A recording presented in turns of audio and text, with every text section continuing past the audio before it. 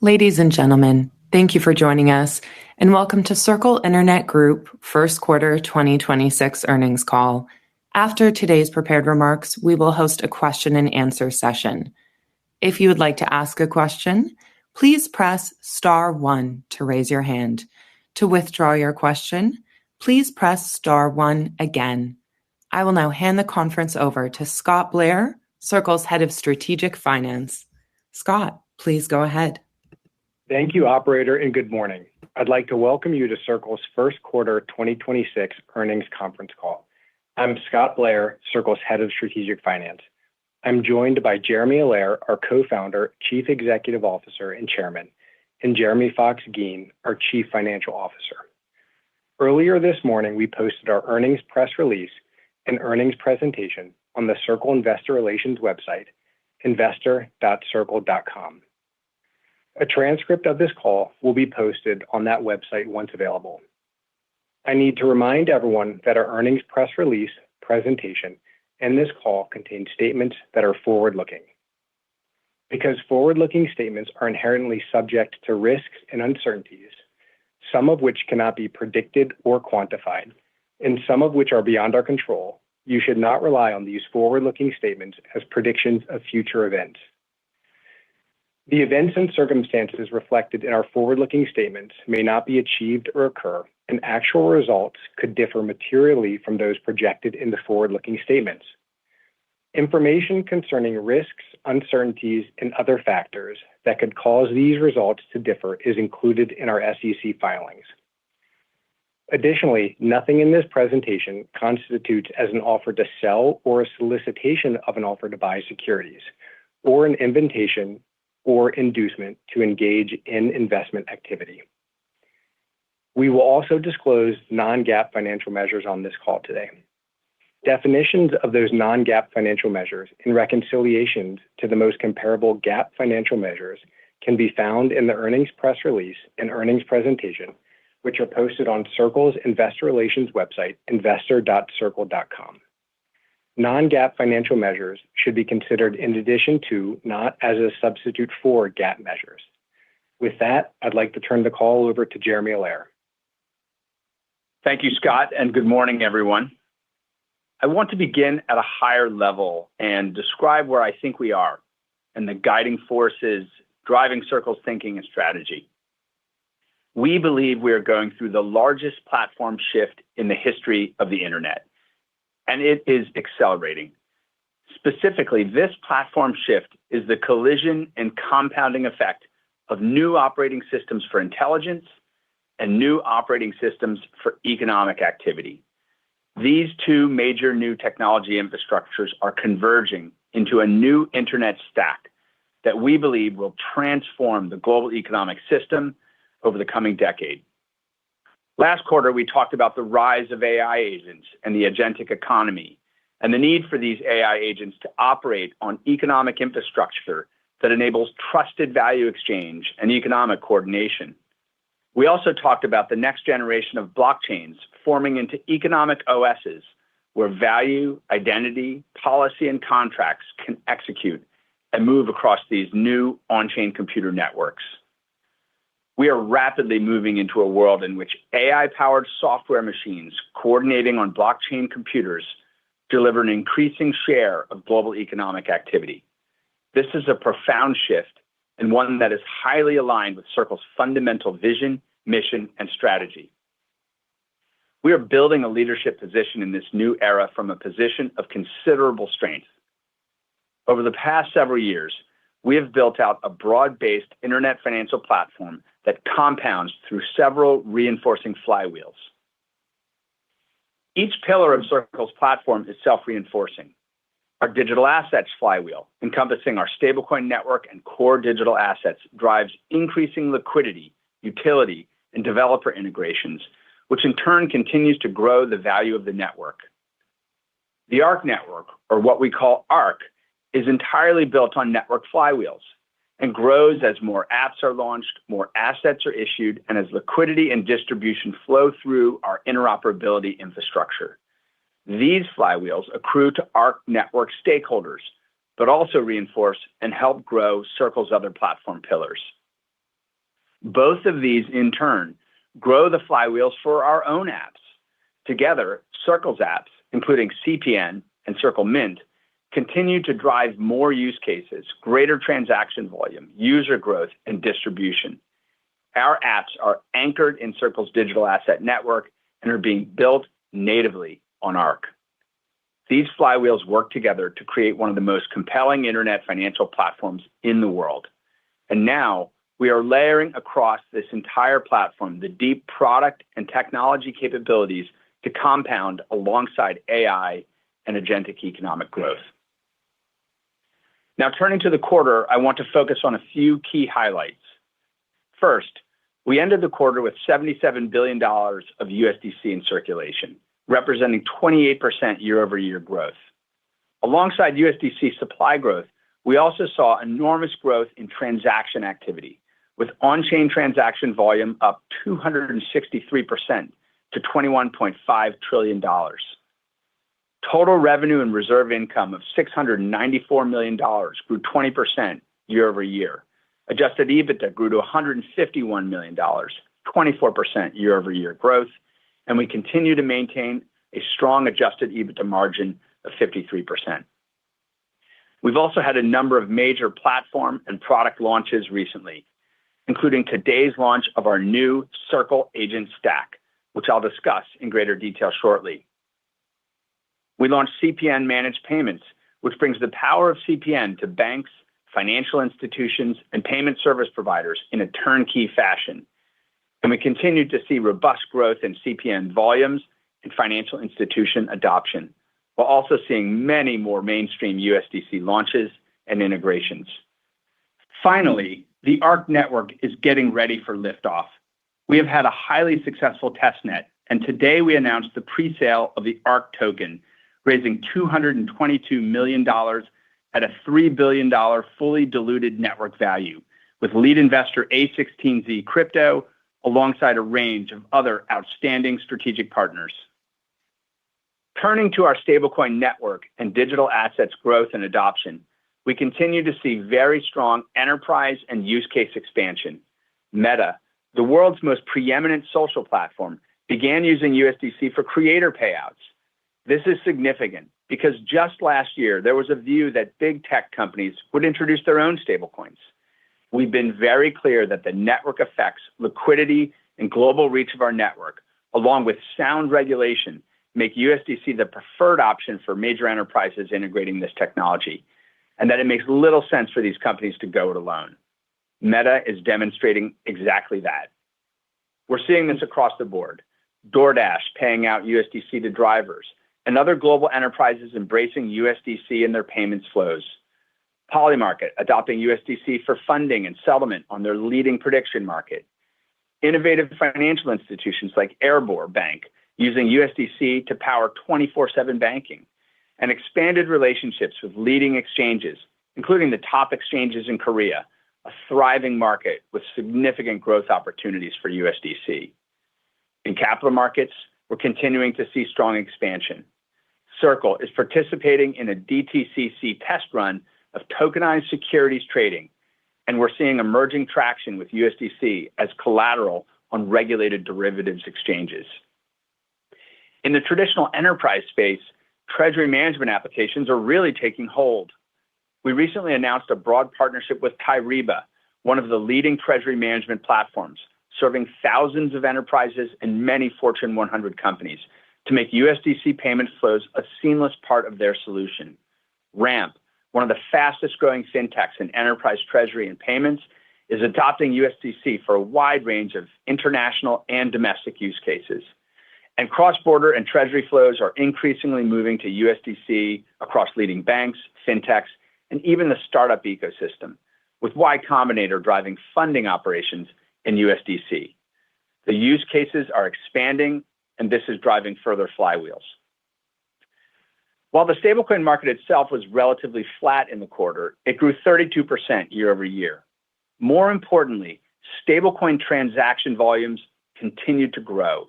According to Visa's reported figures on commercial transaction volume, USDC continued to gain market share and now accounts for 63% of all stablecoin transactions.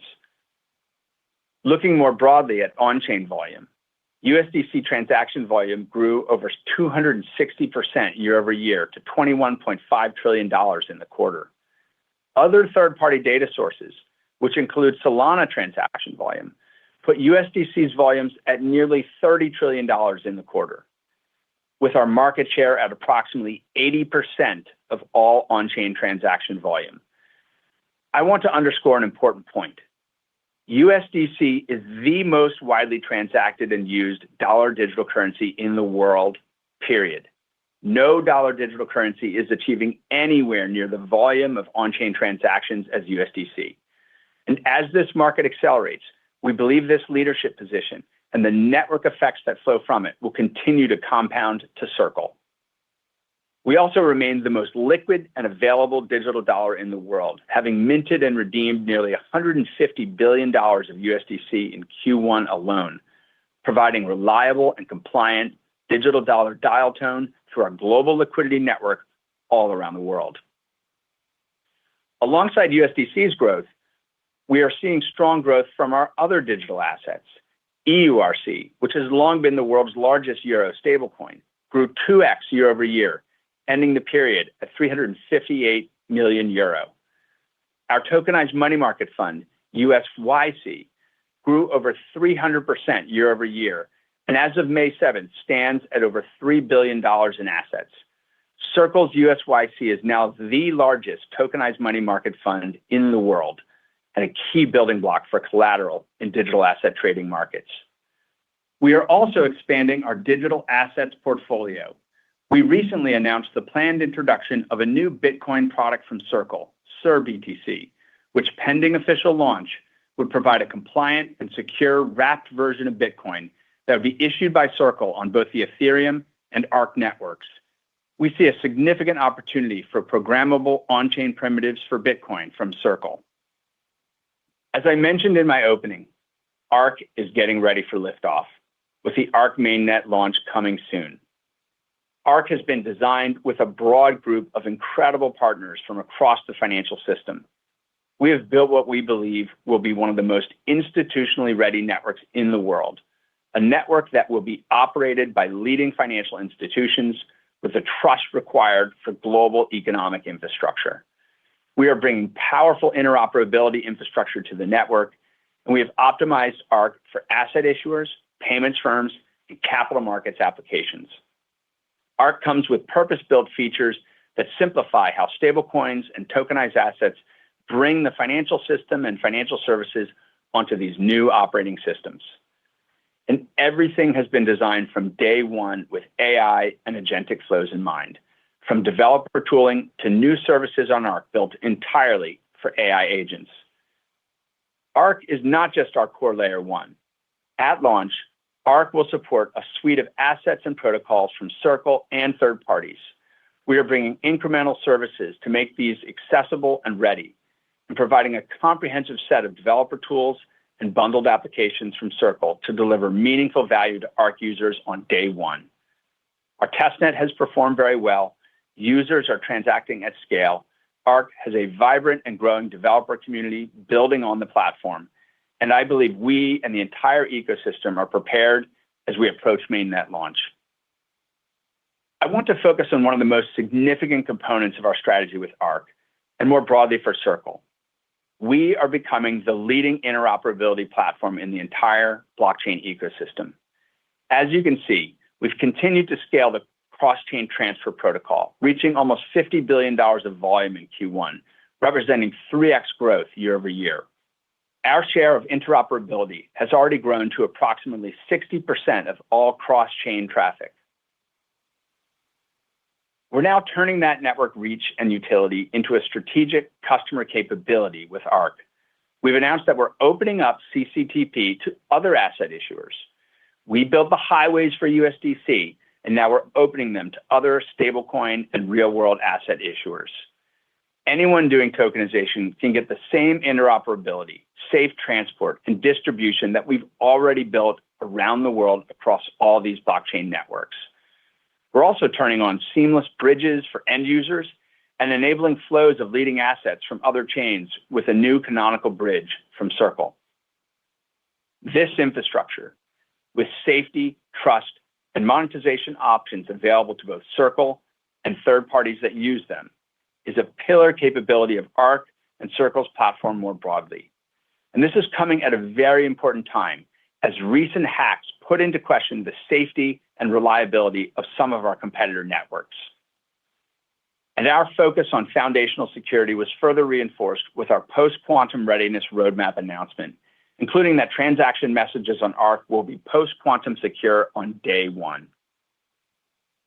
On our path to building Arc, we are excited to announce today that Circle has undertaken a pre-sale of the Arc token.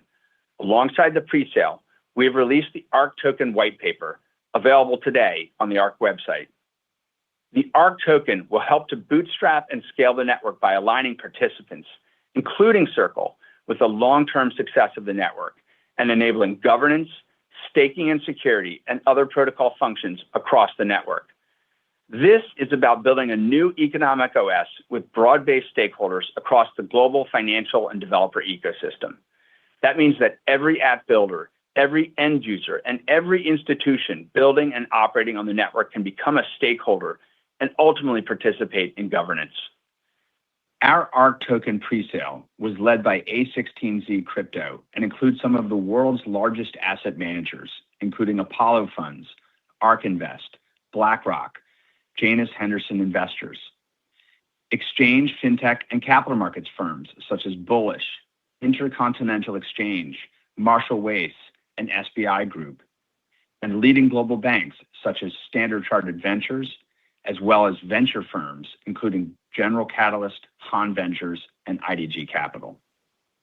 As I noted at the outset, Arc is built as an economic OS that anticipates this convergence with AI operating systems, and we are accelerating our product investments in this space, both on top of Arc and by building on the wide range of applications and integrations that already exist for USDC. Today, we are rolling out key parts of the Circle agent stack. This morning, we launched Agent Wallets, a new product that allows agents to permissionlessly build on-chain wallets, conduct transactions, on-ramp USDC, and operate within predefined policies and safety guardrails. We also brought Agent Nano Payments online, where USDC transactions as small as 1/1,000,000th of a penny enable high-frequency machine-to-machine payments. And all of these features are built supporting interoperability across agents and API services through the X402 standard, which Circle is helping to design. USDC already has an enormous lead in agentic payments today, with 99.8% of all X402 agentic payments being settled using USDC. We also launched the first version of our Agent Marketplace, an open hub for users and agents to discover, pay for, and invoke agent services that transact in USDC programmatically, with over 500 endpoints already available for agents. Finally, we launched the Circle Platform CLI, providing a command line interface to the full range of Circle's infrastructure and enabling both developers and AI agents to bootstrap, build, automate, and integrate all of Circle's infrastructure into AI applications. Our adoption of AI is not just outward-looking. We are undertaking a significant internal transformation, and AI adoption inside Circle is accelerating. We are building an AI-driven company, aggressively rolling out AI infrastructure and building agentic workflows to drive productivity and acceleration across the business. With this, our product velocity is increasing dramatically. You may have noticed that we are shipping more technology at greater speed, enabled by AI-assisted development harnesses. We are also reimagining every business function, with AI agents proliferating across Circle and beginning to manifest new ways of coordinating, executing, and delivering our business. Notably, we have seen rapid uptake of AI coding tools. Weekly active users of AI tools building automations at Circle have rapidly grown to approximately 85% of employees. Our teams have already deployed over 600 AI native apps this year, as we have capitalized on major breakthroughs in agentic and AI development.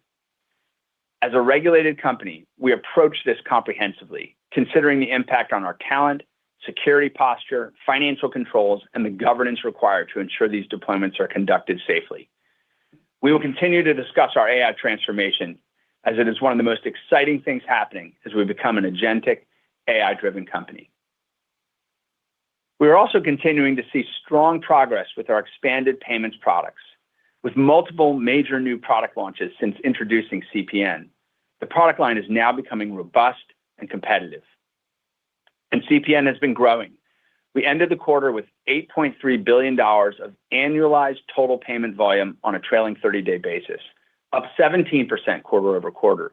And as of May 7th, we are approaching $10 billion of annualized TPV, up nearly 75% since we last reported. We've now enrolled over 136 financial institutions into using CPN products, up 36% quarter over quarter. Alongside this growth, we recently introduced CPN Managed Payments. To put managed payments in context, many banks, financial institutions, and payments firms are challenged to get up and running on stablecoin payment networks such as CPN. The biggest hurdles have been licensing, USDC liquidity, account infrastructure for stablecoin custody, and blockchain compliance operations, most of which they have not yet built out on their own. With managed payments, we offload that complexity onto Circle, where we operate these capabilities as a managed service. We can bring a bank into CPN on an accelerated basis, delivering all of the benefits of Circle's global infrastructure, our compliance, liquidity, network effects, and interoperability, while compressing time to market. We see this as a significant opportunity to bring banks, payments firms, and financial institutions onto CPN at scale.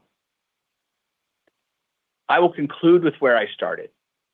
Today, Circle is an early-stage company and at the beginning of executing against our long-term strategy. We have built fantastic platforms and businesses, and we are fortunate to work with an extraordinary number of leading institutions. Each quarter, we see more of the greatest companies in the world, the leading technology companies, financial companies, enterprises, and others, adopting our technology to make the financial system work better. We are entering a fundamentally different era, an internet financial system era in which economic operating systems and intelligence operating systems are colliding. Software-powered money, a software-powered economic system. This convergence of AI and economic activity is happening at internet scale and velocity. We see glimpses of this today with the power of open programmable money on our stablecoin network, which is seeing significant growth in the velocity and quantum of transactions. And we are laying down the next major layers that are necessary for this new internet paradigm to accelerate and take hold. It's an incredibly exciting time to be building here at Circle, and we are thrilled with the progress we've continued to make this past quarter.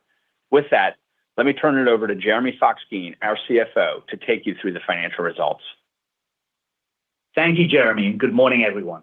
We delivered a strong first quarter, with USDC becoming the most widely used digital asset on chain, and accelerating product launches, adding breadth and depth to our platform. Our financial results reflect the continued adoption of USDC and our consistent and disciplined execution. I'll start by reviewing the quarter and then turn to guidance. USDC circulation ended the quarter at $77 billion, up 28% year on year, although roughly flat sequentially, despite the roughly 45% decline in digital asset markets since their peak in October 2025. This reflects the underlying growth in non-crypto utility and use cases. USDC held within Circle's platform infrastructure grew 3.5 times year over year to $13.7 billion in the first quarter, representing 18% of total circulation. The reserve return rate was 3.5% for the quarter, down 66 basis points year on year, reflecting the decline in SOFR during this period. Total revenue and reserve income was $694 million in the quarter, up 20% year over year, as growth in circulation and other revenue was partially offset by that lower reserve rate during this period. Total distribution, transaction, and other costs increased 17% year on year to $407 million. Revenue less distribution cost margin was 41.4%, up 1.5 percentage points year over year, driven by growth in USDC held on our platform and by the growth in other revenue. Quarter-over-quarter, margin increased 1.3 percentage points, driven by growth in other revenue, partially offset by a mix shift, as Coinbase represented a larger share of circulation during the quarter. Other revenue was $42 million, up 2 times year-over-year. Subscription and services revenue was $34.9 million, primarily from blockchain network partnerships. Transaction revenue was $6.7 million, an expected decline from last quarter, where we had a $7 million benefit from the Canton Coin launch. Despite that benefit in Q4, other revenue grew quarter-over-quarter. Total revenue and reserve income, less distribution, transaction, and other costs, grew 24% year-over-year to $287 million. Adjusted operating expenses were $136 million, up 32% year-over-year as we continued to invest in our product distribution and operating infrastructure to drive long-term growth. Adjusted EBITDA grew 24% year-over-year to $151 million, reflecting our continued disciplined execution as we invest in growth initiatives. Adjusted EBITDA margin for the quarter was 53%. Turning to guidance, we are leaving our full year 2026 guidance unchanged. However, this guidance does not include the future financial impacts of the ARC token presale, ARC incentive programs, or any ARC-associated revenue streams. In the future, when ARC tokens are created and delivered, we will recognize the value as other revenue. There will also be impacts to other costs, RLDC, and adjusted EBITDA, particularly as we enter into token incentive agreements and open up the surface area for other ARC-related revenues. We believe ARC has the potential to become an important long-term growth vector. While it's too early today to quantify the many impacts from ARC and the ARC token, we plan to provide an updated view of guidance on our next call. And with that, I'll turn it back to Scott to start the Q&A portion of the call. Thanks, Jeremy. We're excited to kick off Q&A with a couple of questions that we collected from our retail analysts using the Say platform. Our first question comes from Brandon G., who wants to know, what is Circle doing right now to remain the key leader in the stablecoin market? Thank you. This is Jeremy Allaire. Happily take the question. Just as we just shared, in Q1, according to third-party data, we saw USDC account for 80% of dollar digital currency transactions on chain. And that's up considerably year on year. And so we feel very good about the growth and the traction and the adoption that's happening there. We obviously are continually focused on this. And I'll highlight a few key things. The first is just making sure that our stablecoin network and USDC is as widely available as possible around the world, expanding our global reach, expanding the access and liquidity to USDC in markets, including emerging markets all around the world. We have significant initiatives there. Obviously, expanding the partnerships and the use cases and the kinds of firms that are building on USDC.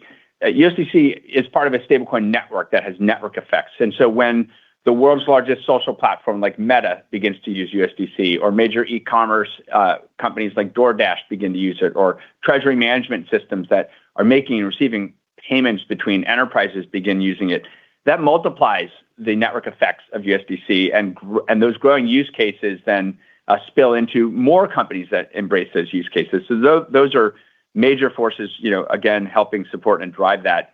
And then there's new things that we're building. So ARC itself, which we talked a bit about here on the earnings call, is fundamentally a stablecoin native, layer one blockchain infrastructure. It is going to bring, we believe, a wide array of applications in payments, in capital markets, and in agentic as well. And so that really leads to another key focus for us. Again, we talked about it with the Circle Agent Stack launch today.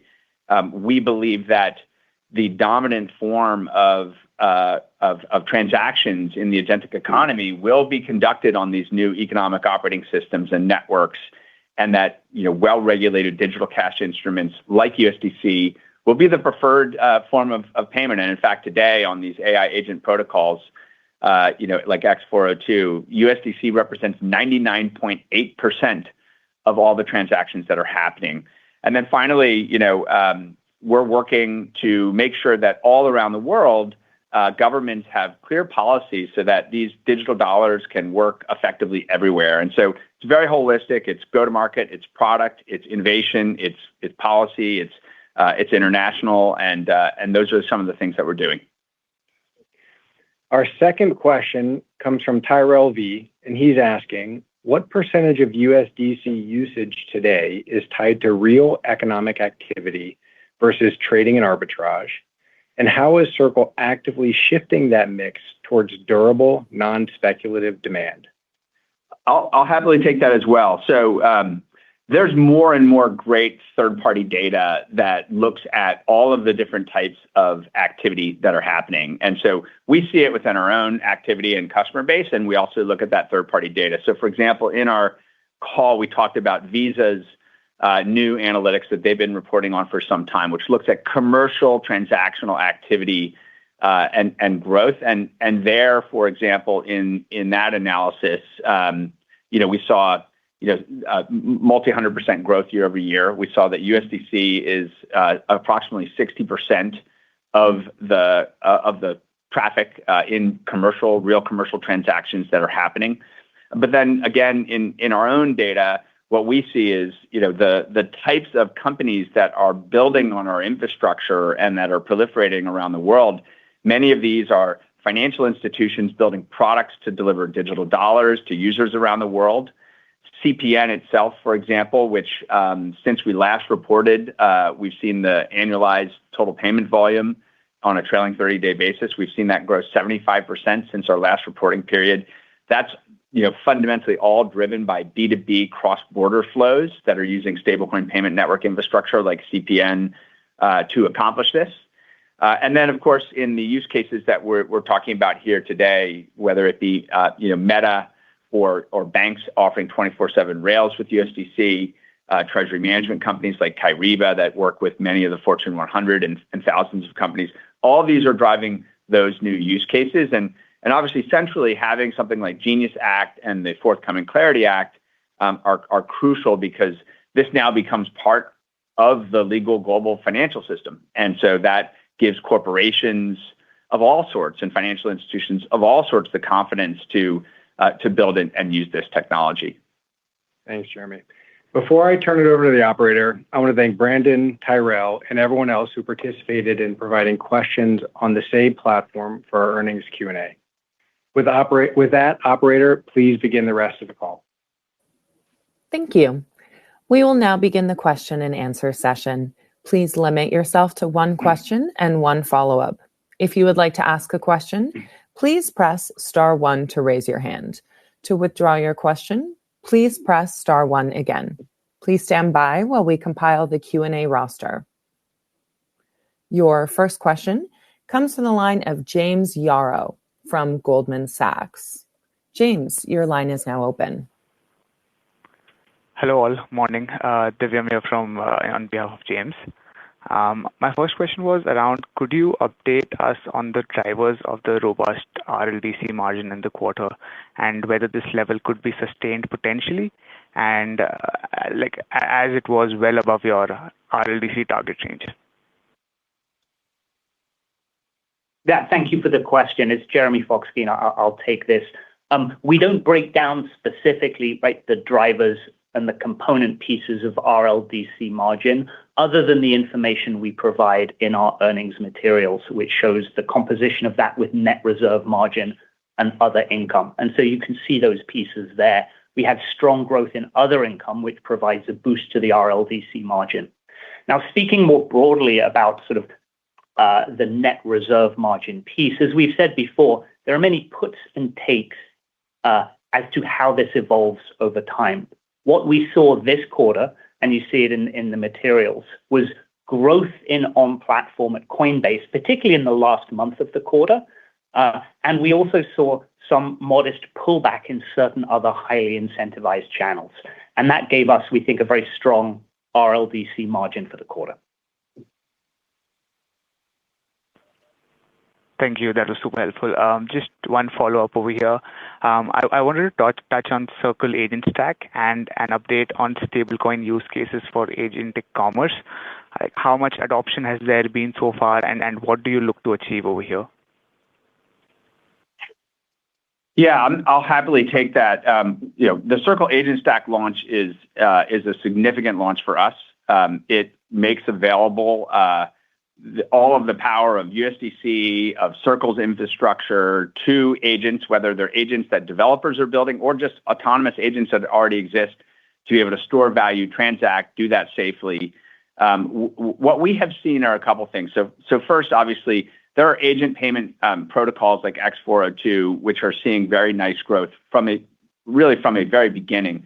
The explosion in agentic technology has really happened just in the past several months, but every single conversation we're in with enterprises, with financial institutions, with key partners, every single one of those is focused on their applied AI strategy and how they intend to apply agentic. And so if you're a platform company like Circle and you are looking at where the world is going, it is very clear that AI-driven and agentic-driven infrastructure and automation is going to be very central to that. And so we've made this a huge priority in terms of the product stack. I would say, additionally, look, what's interesting is you do see in the transaction volume growth in stablecoins and notably USDC, which has seen, as noted, according to third parties, as much as 80% of on-chain transactions in digital dollars happening in USDC. There's sort of what happens with agents on the actual agent payment protocols like X402, and then there's agents that are just being deployed and executing in markets and other places. So we do actually believe that some meaningful portion of activity is AI-driven already, and we've seen that kind of sharply increasing in Q1 as these agentic technologies have increased. But this gets to the kind of core of kind of how I opened the call, which is, our core thesis is that this kind of convergence of these AI operating platforms that are scaling and these economic operating platforms on these blockchain compute networks, these are converging and they're very synergistic, and that the agentic economy, which we think is going to power more and more of labor, work, output, and exchange, is where the entire economic system is headed. And so we're positioning ourselves, obviously, with not just with USDC, but across ARC, the agent stack, and other things that we're doing. Thank you for your questions. Your next question comes from the line of Kenneth Worthington from JP Morgan Securities. Kenneth, your line is now open. Hi, good morning, and thanks for taking the questions. In terms of regulation, how do we think about a world for USDC where revenue for Circle continues to be earned on assets, but rewards are paid to end customers more based on transactions? How and where does this impact Circle's promotion strategy for USDC, if at all? And does legislation language drive Circle to seek more transaction-based revenue streams? Great question, Ken. I'm going to take the first part of that, and then I'm going to have Heath Tarbert, Circle's president, jump in on the second part of that. I think what's notable is, and you've heard us talk about this in the past, which is we are very focused on driving the utility value of this new form of money. And as we emphasized on the call, we're seeing this continued diversification of the range and types of companies and use cases that are growing this and driving this.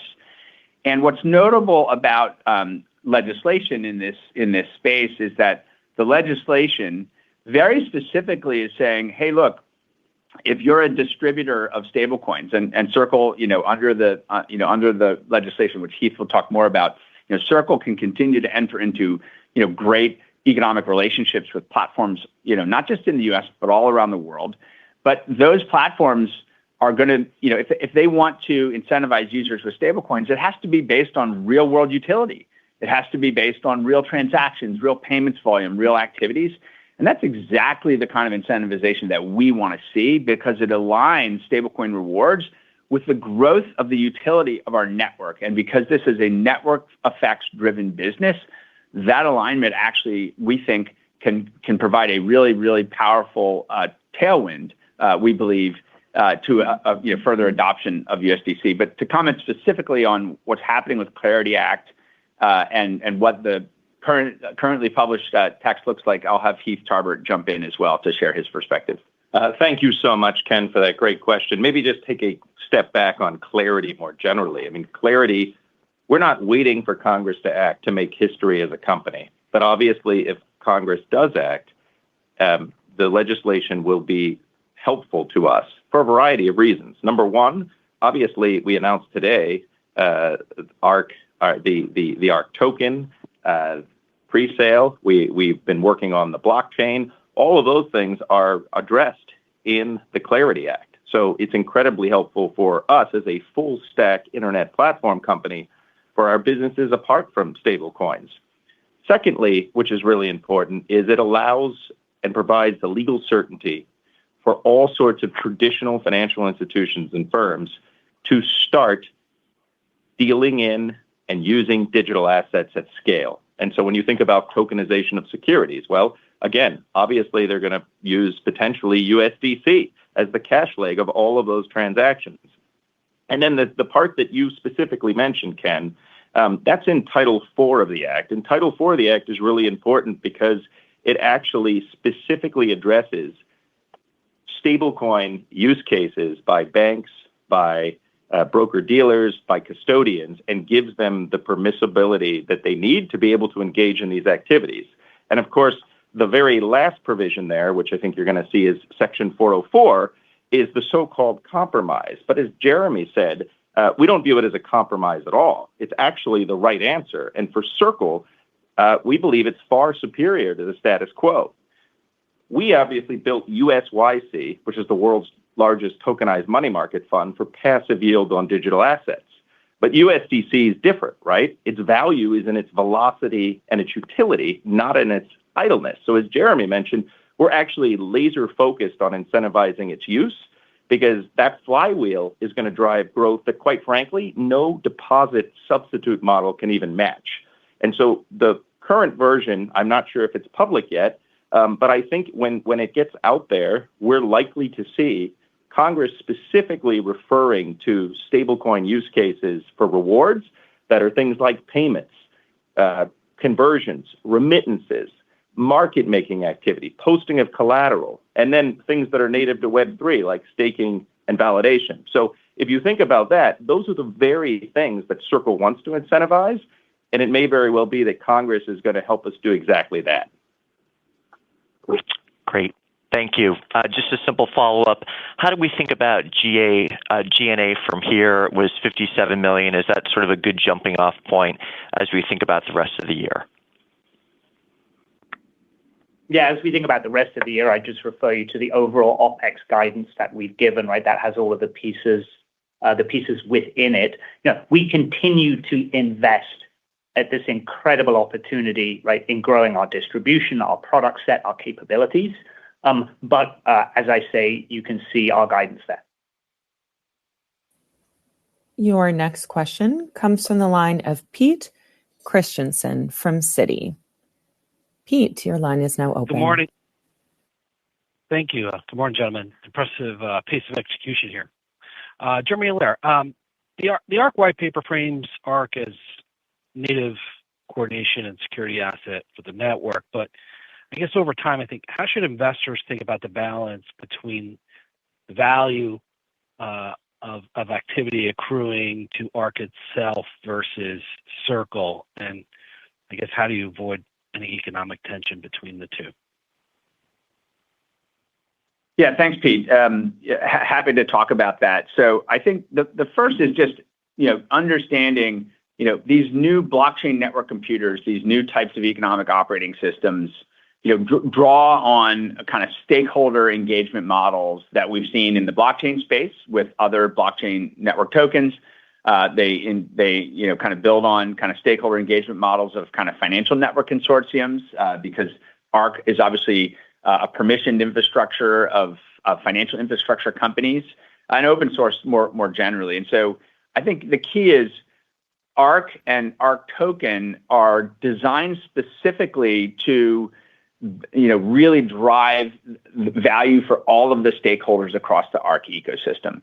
And as I mentioned in my opening comments, yes, Circle is the kind of genesis of this. We've built this technology. We are ushering it into the world. And as noted in the Arc token white paper, Circle retains 25% of the Arc tokens, and that's significant. And that is the sort of huge amount of value that Circle has created and is bringing into this.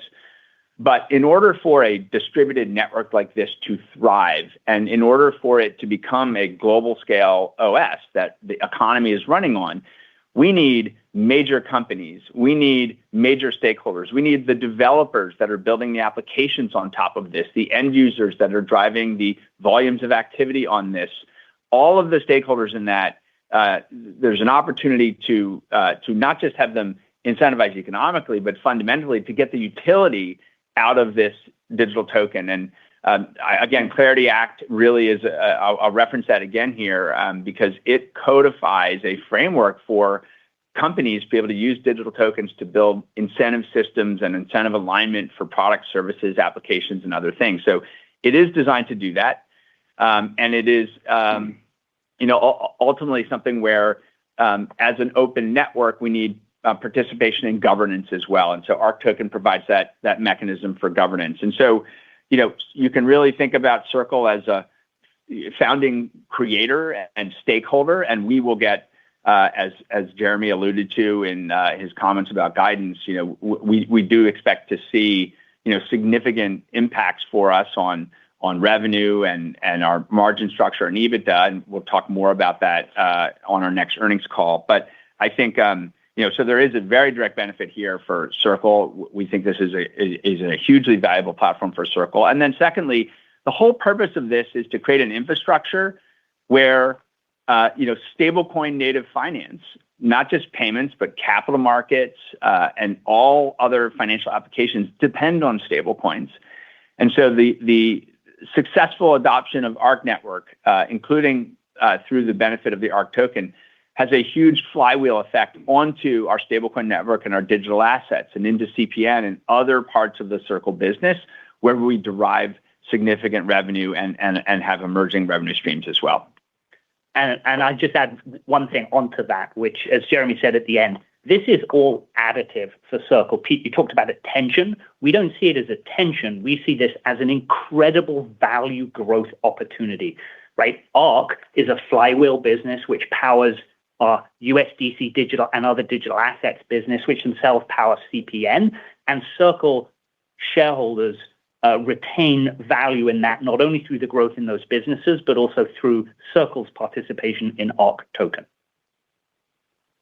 That's super helpful. And Jeremy Allaire, to your point about attracting developers, building all these applications across the full stack, you're increasingly hearing about a number of players building point solutions at different points of the stack, but Circle having the full array here, it seems like a significant competitive advantage. Just wondering if you could elaborate on having full stack versus point solution and how that makes Circle more competitive for the rollout here. Thank you. I mean, I can happily comment on that. I think, whether you're a financial institution or you're an enterprise or you're a startup and you're looking at this, the full stack makes a huge difference. Having a foundational core operating infrastructure that is simple to adopt, stablecoin native with very high performance is key. We're layering on top of that the most widely adopted interoperability technology with CCTP, which we're opening up to other asset issuers as well. That means that if you're building applications, they can work, the value exchange can work seamlessly across other apps on other networks, the developer tooling, our wallets tooling, and now with our agentic stack, literally, developers can accelerate time to solution incredibly fast. If any of you who are listening use Claude Code, Codex, any of these tools, I highly encourage you to go to agents.circle.com just to see for yourself how incredibly powerful this is. And so, I think we are building the developer platforms, we're building the operating platforms, we're building the higher level services, infrastructures, and protocols, and we're bringing the world's leading digital assets in dollars, euros, money markets, and with the new Bitcoin assets or BTC, we think we'll have the opportunity to build one of the leading programmable Bitcoin assets as well. So that whole capability we think is significant and certainly highly differentiated for developers who are trying to think about building in this ecosystem.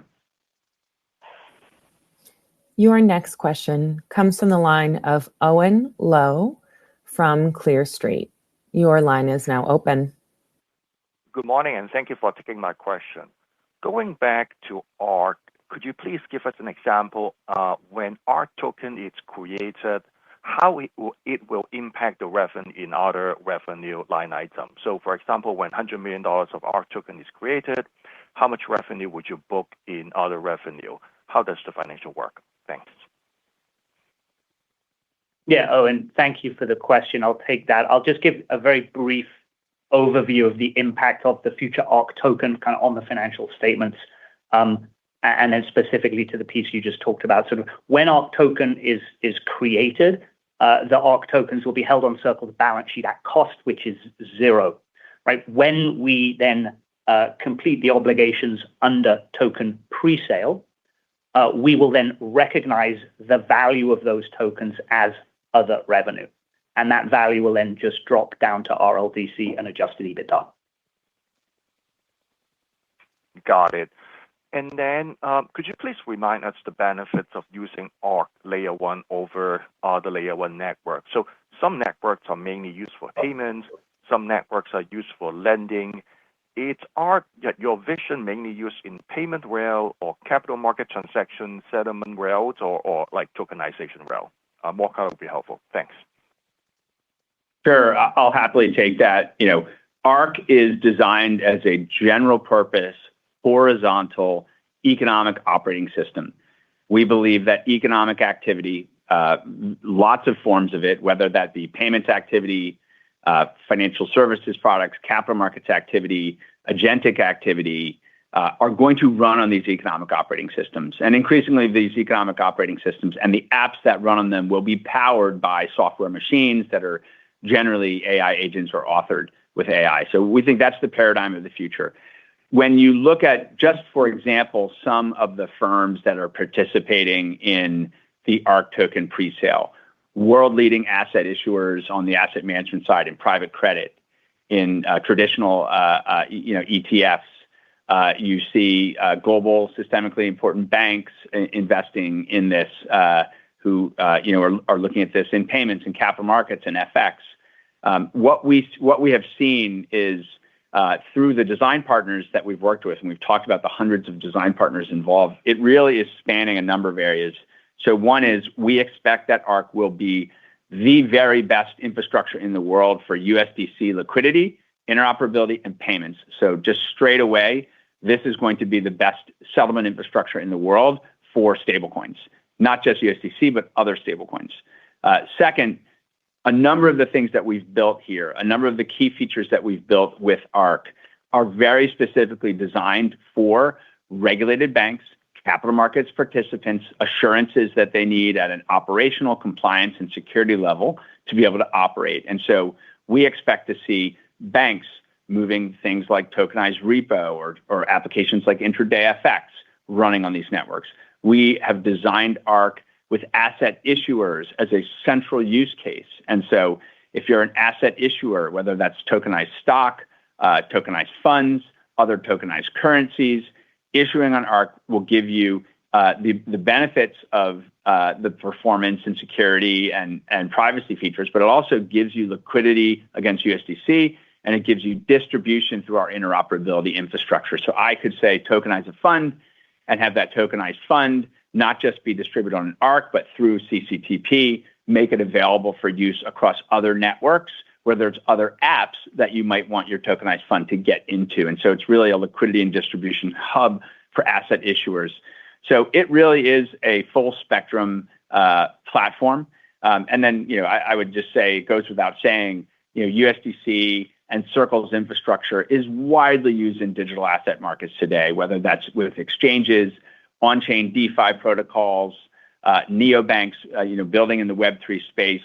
and we expect to see it widely adopted across that entire ecosystem as well from day one. Your next question comes from the line of John Todaro from Needham. John, your line is now open. Yeah, thanks for taking my question, and congrats on all the product rollouts. Impressive to see. I guess just first, kind of going back to ARC. So, we had seen some of these token sales before. You had a pre-sales, and then you had a series of other sales, and you would usually see that fully diluted valuation kind of step up materially each time. I guess just wondering then, do we expect other token sales to be then more broadly distributed? And then I'm just checking my math, so you have 750 million in tokens right now on Circle. I guess if we do just see that fully diluted valuation start to ratchet up, it can be quite a bit. So just, I guess, trying to understand the kind of the plans for the rollout broadly and what that looks like. Yeah, I mean, really all I can say here is, we have conducted this ARC token presale with the $3 billion FDV, the $222 million raise, and we have obligations to ultimately distribute tokens to those presale participants.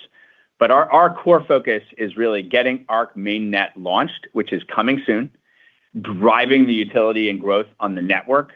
And then ultimately, the ARC token plays a very important role in utility, in governance, in staking, in security as the network, scales out. And what we did share in the ARC token white paper is, there is 60% of the tokens really designed for ecosystem grants, airdrops, other incentive programs.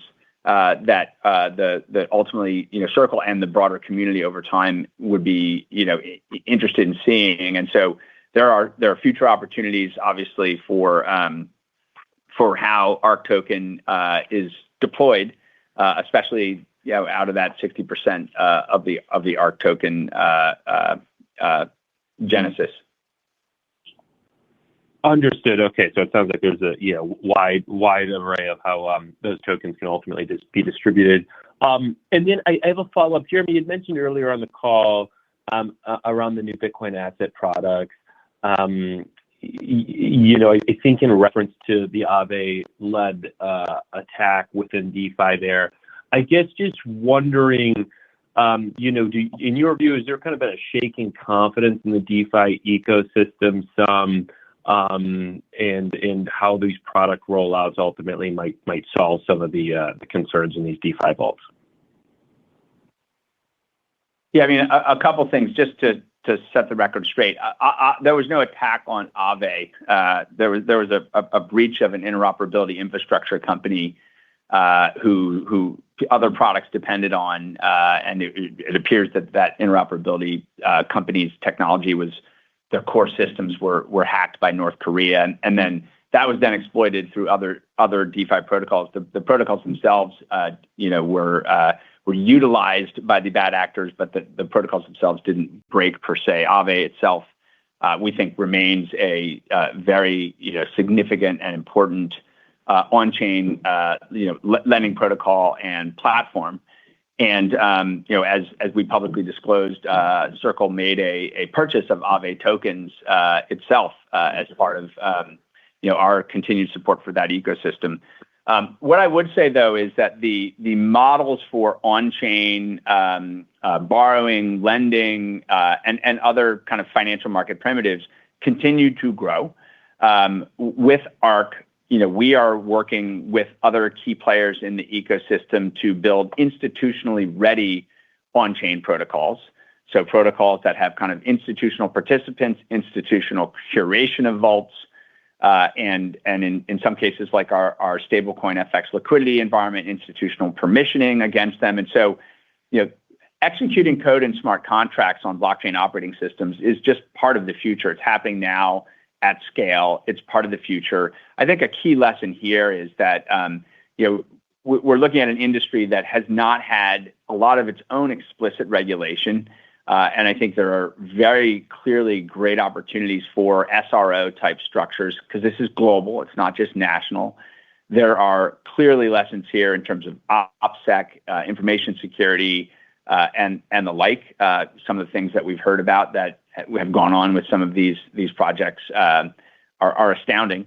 And so, the kinds of control structures that a company like Circle, adopts as central to being a regulated company, we think those kinds of control structures are important for on-chain protocols, applications, and services as well. And so I think we'll continue to see a leveling up in that kind of activity. Your next question comes from the line of Joseph Vavi from Canaccord Genuity. Your line is now open. Hey guys, good morning. Just terrific progress here. Exciting setup on a lot of fronts moving forward. Maybe one more here on ARC on maybe the kind of layer one competitive landscape. I think there's maybe a couple other big L1s that are getting stood up for real TradFi applications. I know you're a super validator, I think, over on Canton. Just wondering how maybe you kind of compare and contrast if you're really a competitor against some of these other L1s or you're working together to kind of, bring more and more traditional volumes on chain. And I'll have a quick follow-up.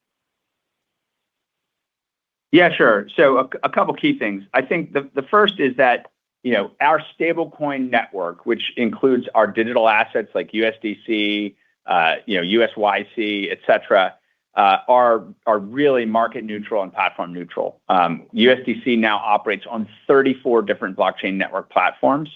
CCTP is connected to many of these networks. And so providing the most liquid, reliable, well-regulated digital dollar to every important platform in the world is a priority for us. Ensuring interoperability is a huge priority for us. And so that remains the case. And so that layer of what Circle does, that central part of what we do is there. And yes, in that example, we do participate on Canton and we are providing that CCTP connectivity, into that network as well. At the same time, we very clearly have seen that we're kind of going from like the pre-iPhone era of blockchain networks, where mobile operating systems, for example, there are dozens of them, lots of people trying stuff, and we're gonna at some point hit a kind of inflection point here, where these new platforms that are designed for mainstream scale adoption, that are wonderful to build with for developers and build and enable delightful user experiences across a huge range of apps. Those are emerging, and we think ARC has the potential very much to be one of those. And so at that layer, in competing for these new kinds of operating systems, we think we're going to be very competitive. We think we're going to attract the world's leading institutions. You've already seen that in the design partners. You've seen that in some of the participants that are becoming stakeholders in ARC, just announced today. And so, we in our view, this kind of convergence of AI operating systems and economic operating systems that are coming together at this time is going to reshape the nature, not just of financial markets, but of the entire global economic system.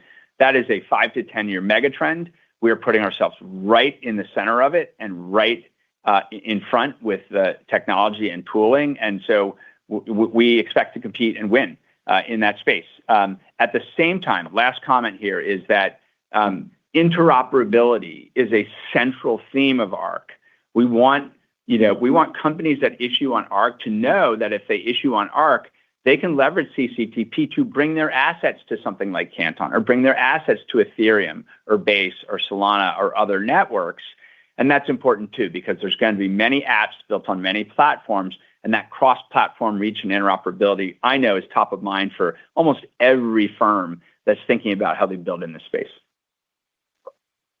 Sure, that's great color. Thanks, Jeremy. And then just on the Kyriba and other treasury management strategy, seems like a great distribution channel there into the corporate market for USDC. Do you think the treasury management distribution channel is going to be the key driver here, or is there something else we should be looking at in terms of corporate USDC balance sheet adoption? Thank you.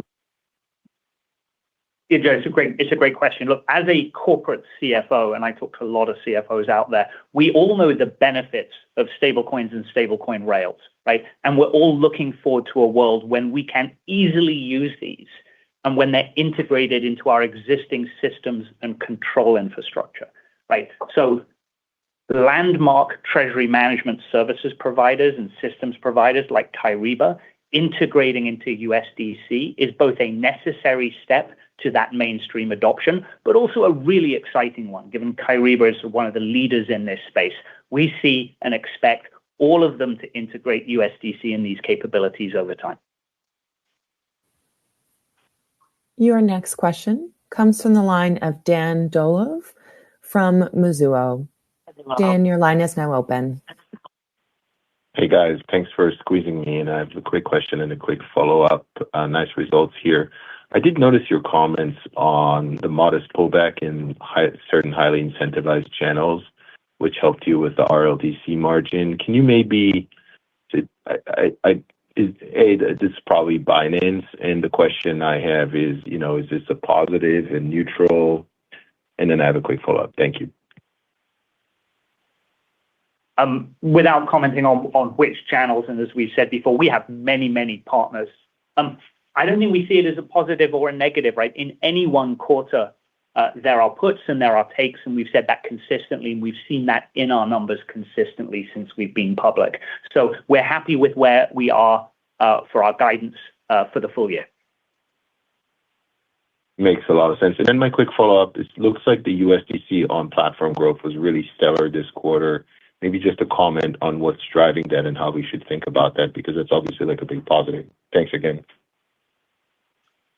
Sure, I'm happy to take that. Look, we continue to partner with more and more firms that are building on our infrastructure and taking advantage of our wallets and custody technology and our developer tools. And so, as we just keep building more partnerships, we have the opportunity to grow that on platform. As a market neutral infrastructure company, and obviously now with, for example, Circle Agent Stack that builds on our wallet stack, that builds on our Circle Gateway product and other things, agentic activity and developers building AI automated applications on our infrastructure, that has the potential to drive on-platform growth as well. So, we continue to just invest in the best infrastructure possible, so people who are building on Circle get the benefits of that, and that grows our footprint in the ecosystem as a whole. Your next question comes from the line of Jeff Cantwell from Seaport Research. Jeff, your line is now open. Hey, thanks, guys. I wanted to follow up on some of the comments on USDC and circulation. You said it was flat sequentially and end of the quarter at $77 billion. Maybe just talk more about what you saw during the quarter, because the on-chain data had the high, I think it was above $79 billion, but that seems to have tapered. Was that because of broader macro concerns? Was there anything else to call out that you're seeing in the quarter? Thanks. Yeah, I'm happy to take that. I mean, a couple things I'd say. First, as we've talked about, right, there's a reason we don't guide specifically on like what circulation is in a quarter or even specifically what circulation is in a year. We look at the ongoing kind of CAGRs and what that growth looks like, and we have seen, if you look back over time, lots of ebbs, flows, sideways, spiked growth, other things. And there are always, macro considerations, sort of global macro considerations that have to do with the price and velocity of money, that have to do with the macro circumstances that affect markets, that affect the psychology of markets. And then you also have at times, activities that are sort of endogenous to the digital asset ecosystem. And so, I think we're sort of a tale of two worlds. On the one hand, digital asset markets, transaction volumes in the big exchanges was down significantly. Prices have been down significantly, but stablecoins really held up. And so it's remarkable that we saw the market grow 32% year on year, Circle around 30% as well. And then, in the period, you saw some deleveraging that happened in Q4. You saw some deleveraging that happened in the context of some of these effectively hacks that happened. People suffered losses, and that causes some deleveraging. So you have some endogenous sort of variables that come from time to time. As a company, right, we've seen this over and over. We step back. We look at the fundamentals of, are people building more applications? Is it driving more transaction volume? Are more and more use cases and institutions coming on board? Is regulatory clarity providing the tailwinds that we need? Is the actual technology effectiveness getting better and better? And all of those things are very strong right now, which is one of the reasons why we continue to be optimistic about this view that over the coming years, this could grow to be trillions of dollars of stablecoin money and regulated digital dollars that are in circulation around the world. And that's the world that we're building for. I just add one small point onto that. While we're very optimistic about the future, even though quarter on quarter circulation was flattish, I just redraw everyone's attention to the fact that you can see very much that USDC is taking share in actual on-chain transaction usage, whoever's providing the data, so much so that USDC took a majority of utility share this quarter. And that's a very important trend when you look to the future and the mainstreaming of these technologies. Yeah, that's very helpful color. And then I want to follow up on Owen's question on the ARC token. I'm curious, just if you can provide a very early understanding in terms of the revenue line. I guess the question is, beyond the zero cost section, which I think it's not about the pre-sale token, would there possibly be any other drivers that would generate revenue from the ARC token? And it could be other revenue lines. Because I think the ways, just given the nature of the token, where you could potentially generate transaction revenue, or maybe even some spread on the trading of the token. And this is a bit complex question. I'm just curious if you could help us conceptualize that. Thanks. Hey, Jeff, you were breaking up a bit on that. If you could try and repeat the question one more time, we'll give it a shot. Sure. Just hoping you could conceptualize the other revenue line as far as the ARC token, what the main components would be. It's a follow-on to Owen's question where he was discussing the zero cost structure, which would get monetized through the pre-sale of the token. I'm curious if there's a potential for transaction revenue and or spread from trading. I'm just curious if you could kind of parse that out for us and help us conceptualize that line for the ARC token. Thanks. Got it. Yeah, got it. There's several different potential impacts from future ARC token on other revenue.